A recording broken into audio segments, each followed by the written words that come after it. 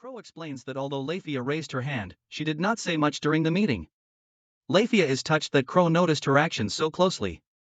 He tells her that, like Alma, Lafia is also his friend of the same age. However, this depresses her, as she had been thinking too highly of herself. Crow, seeing her reaction, tells Lafia that she is being too hard on herself. Crow questions if it wouldn't be reassuring for Lafia to come along, as he finds her reliable and had hoped she would join them. Blushing, Lafia admits that Crow is not wrong and agrees to accompany them. Crow informs them that the three of them will head to the dungeon together, and they depart. The remaining members remain silent, with Yuma voicing her concern that Crow might be planning to leave the guild. This revelation shocks everyone. Lulu tries to say something, but Ali interrupts, telling Yuma not to worry, as Crow will marry her, making Yuma their adopted daughter. Ali adds that they are all in this together, and they will solve this as a group. Lulu sighs, remarking that Crow must have his reasons, and there is no way Ali's solution is the answer. Fel, meanwhile, is grateful that Crow is oblivious to the affection the others have for him, wondering whether that is a blessing or a curse. Lofia, addressing Ali, declares that she will make her mad.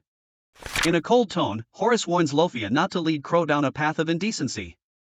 Stunned, Lofia coldly replies that it cannot be helped. Everyone in the guild loves Crow very much. Garga, unbothered, inquires what is wrong with everyone liking Crow, questioning whether that is not a good thing.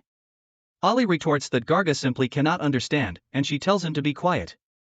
Lulu steps in, reminding everyone that Crow was only joking earlier, and as the sub-leader, Lulu will not allow any discord within the guild. Lulu asks if they understand, and they all agree. Lulu reflects on how Crow is such a peculiar person, cherished by all of them. Yet, despite this, he seems completely unaware of their feelings. One of the girls tells the other to stay away from her, and the others ask what is wrong with her. It is revealed that this girl is a noble whose family was murdered, and the others laugh at her misfortune. She then reveals that Crow was the only one who reached out to Lulu when she had lost all hope for the world. Crow had done the same for all 9 of them, those who had been abandoned by the world. That is why Crow is their hope and light. Lulu concludes by declaring that this is the reason she will never, ever let Crow go, no matter what. This is the story of the ugly guild leader. This is also the story of the 9 guild members, Yanderas, who adore him to the point of worship. There is after all a fine line between love and madness. Upon arriving at the dungeon, the group is immediately met by a group of goblins. Alma, eager to impress, confidently tells Crow to watch her and charges forward, killing the goblins swiftly. As Alma finishes, she calls out for Crow to witness the greatness of the Alma clan. Crow, however, notes dryly that 2 of the goblins managed to escape, which frustrates Alma. Lafia steps in, reassuring him that she took care of the goblins that fled. Crow thanks her, acknowledging that she's been a great help.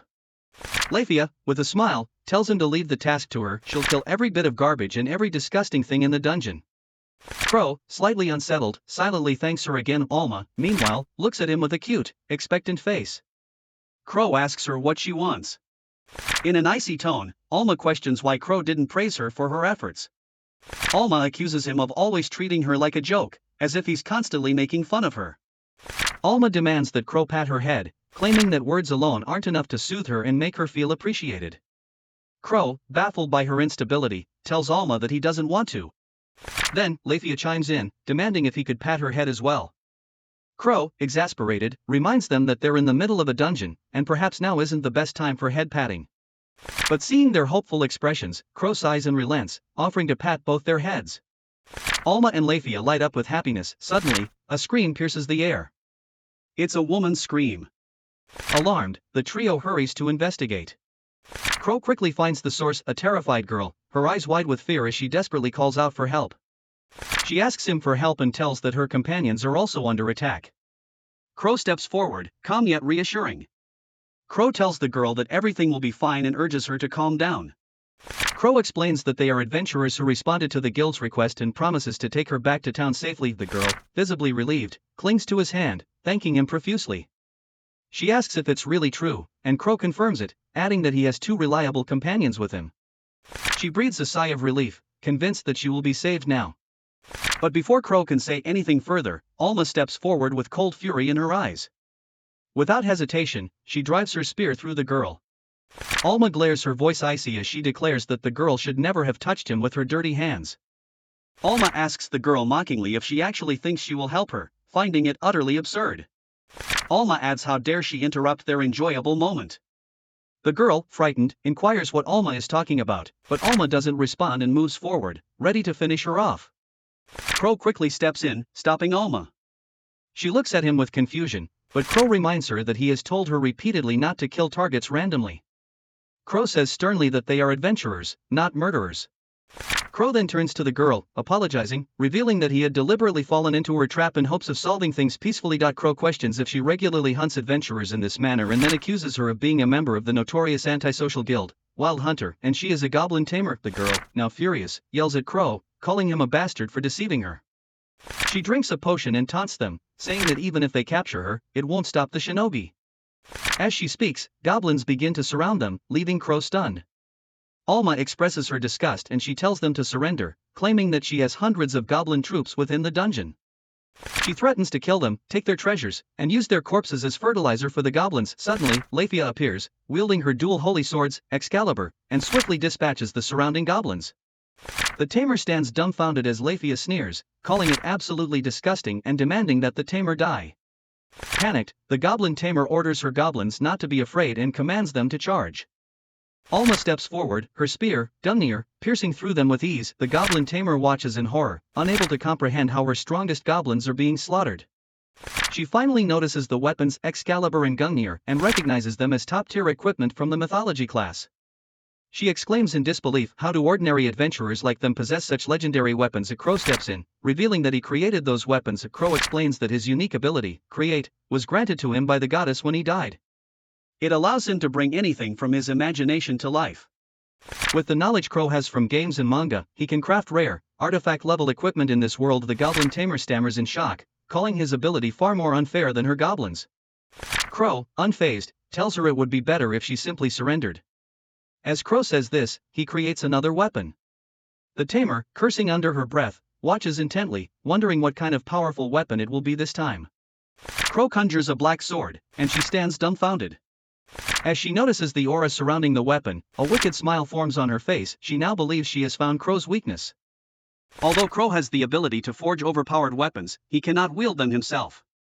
Instead, he gives them to his companions for battle, all while keeping his own presence hidden. Alma and Lofia fix their gaze on the enemy, and she orders her goblins to focus their attacks solely on Crow. The goblins charge at him, but Crow swiftly kills them all without hesitation. Crow remarks, almost nonchalantly, that while his weapon may be outdated, fighting mere goblins poses no challenge to him. Frightened, she orders her goblins to retreat, realizing there is no point in continuing the battle. She attempts to flee, but Lofia and Alma strike, severing both her arms. Her screams echo through the air as she curses them in agony. Both Lofia and Alma look down at her with murderous intent. Alma asks if it is acceptable to kill her, but Crow reminds her that killing is forbidden. Alma then clarifies if it would be fine as long as the act doesn't result in death, to which Crow consents. Lofia inquires if the same applies to her. They proceed to torture the woman, their actions deliberate and merciless. Lofia recalls how Crow had saved her and her sister from the abuse of their violent father, calling Crow a noble man for accepting someone as slow and foolish as her. Lafia demands that the enemy woman show her regret quickly for daring to harm such a noble person. Alma, too, speaks of Crow's virtues, describing him as the prince who opened her eyes to the exploitation she had suffered at the hands of a man who verbally and physically abused her. Out of respect for Crow's request, she refrains from killing the woman, but makes it clear that forgiveness will not be granted for belittling Crow.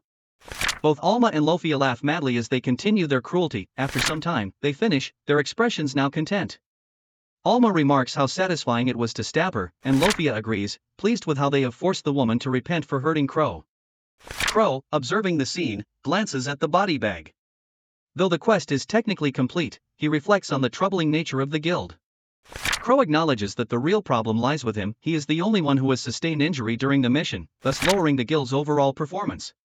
Crow wonders if he can simply let the matter slide. Most importantly, as the girls call out to him and offer their bloodied hands, he represses a smile. Deep down, Crow knows that it would be better for him to leave this guild.